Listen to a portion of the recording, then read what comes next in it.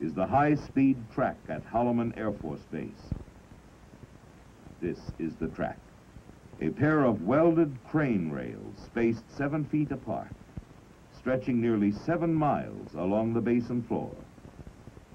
The left or master rail is aligned to within plus or minus 5/1000ths of an inch of a reference line.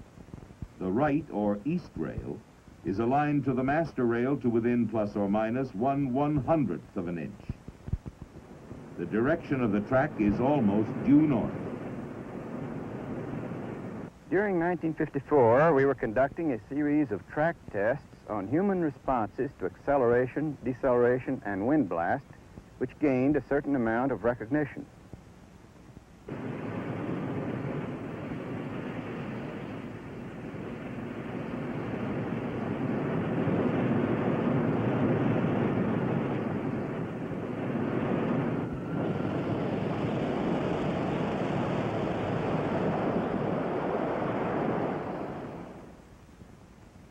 The effects of that run were relatively negligible, but the data obtained was invaluable.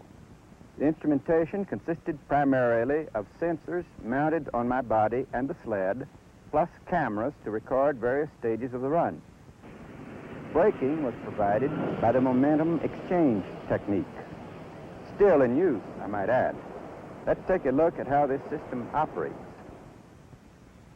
There are vertical slots cut at 11-foot intervals along the entire length of the track. Masonite dams are installed in the slots, and the trough is filled with water. A large steel scoop on the sled cuts through the masonite barriers, picks up the water in the trough, rotates it 180 degrees, and pitches it forward. Reversing direction of 1 pound of water produces approximately 2 pounds of retarding force. This is momentum exchange. Depending on the specific project's braking requirements, the dam heights are computer determined. The masonite is then cut and positioned in the trough to within 1/32nd of an inch of the required height. This technique is used to stop dual rail sleds. The other principal system of braking involves the use of plastic water sausages for monorail tests. These water-filled bags are placed on the rail at a predetermined location, and a braking force is applied as the sled impacts the bags. In 1956, the Holloman test track was extended to 5,000 feet. Up to that time, the 3,500-foot track had been used for 6 years and recorded some 230 separate test runs. Slightly over 1 year and 117 test runs later, in August of 1957, the 35,000-foot track came into being. The scope and versatility of the present track, lengthened 500 feet in 1966, to permit specialized blast testing, really becomes quite difficult to describe, at least within the confines of this film.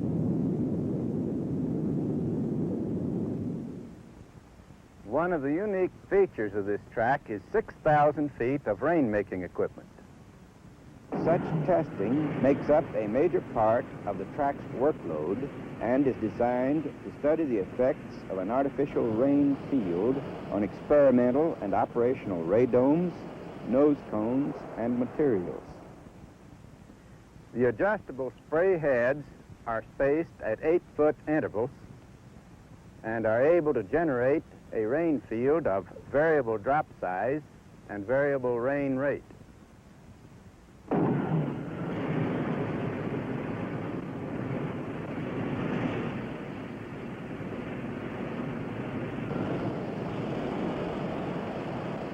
This rain-making equipment is only an example of the wide range of services offered to any agency interested in testing on the track.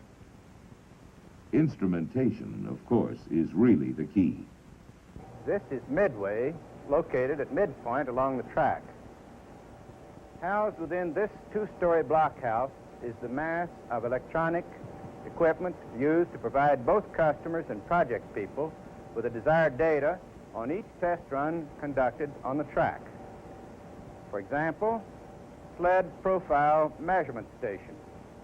Sled position versus time data is received here and recorded on magnetic tape, and later computer converted to a velocity and acceleration information.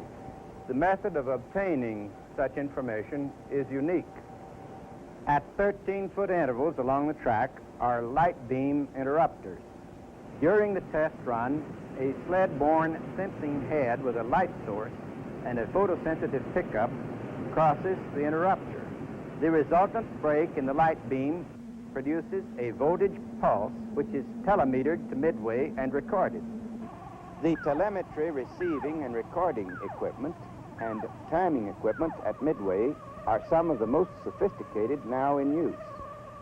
In addition to the conventional frequency-modulated FM system in use, there is a capability for receiving and recording pulse code-modulated PCM, pulse duration-modulated PDM, and pulse amplitude-modulated PAM telemetry.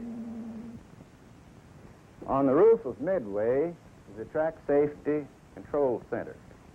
During all countdowns and runs, and until the all clear is passed, this center is manned by a senior controller and his assistants to ensure that all safeguards are enforced. The second part of the tremendous instrumentation setup here at the track involves the use of optical systems. There are 73 of these camera stations located at 500-foot intervals along the track. Use of this system provides optical time-distance data for each run. In addition, surveillance cameras are set up at the camera pads and tracking camera towers. There are also sled-borne camera stations and portable units for optical data recording of specific events as the sled traverses the track. It is not uncommon for 50 or 60 cameras to be used on one test. Some of the cameras photograph the sled at a rate of 100,000 frames per second. This complex includes track headquarters, instrumentation and engineering laboratories, shops, offices for contractors involved in current test programs, and propulsion system storage and loading facilities. Both liquid and solid propellant rockets are being used for sled testing. There are advantages and disadvantages to both. A number of things dictate the type of propulsion system. Economy is always a factor. There are such variables as availability of specific propellants, the ease or difficulty of storage, sled size, acceleration rate, and thrust controllability. All must be considered when carrying out planning and execution of any program. In the area of the test vehicles themselves, there are over 100 available, ranging from tiny high-velocity monorails to massive dual-rail sleds. The size, shape, weight, and frontal area of the payload are extremely important in determining the type of sled for a given test. Computer runs are usually made to determine the best combination of propulsion system and test vehicle. Based on specific program requirements, the Track Directorate does design and build special sleds, if none are available in the inventory. The one area we haven't covered concerns the blockhouses at the track. There are 4 permanent blockhouses. There is one at the north and one at the south end, one halfway down the track, and one 3,000 feet from the south end. In addition, there is a portable fire control trailer. This arrangement permits total flexibility. Sleds can be fired at any location and in either direction. Each blockhouse contains communications equipment, sled firing circuits, and telemetry pre-firing checkout equipment.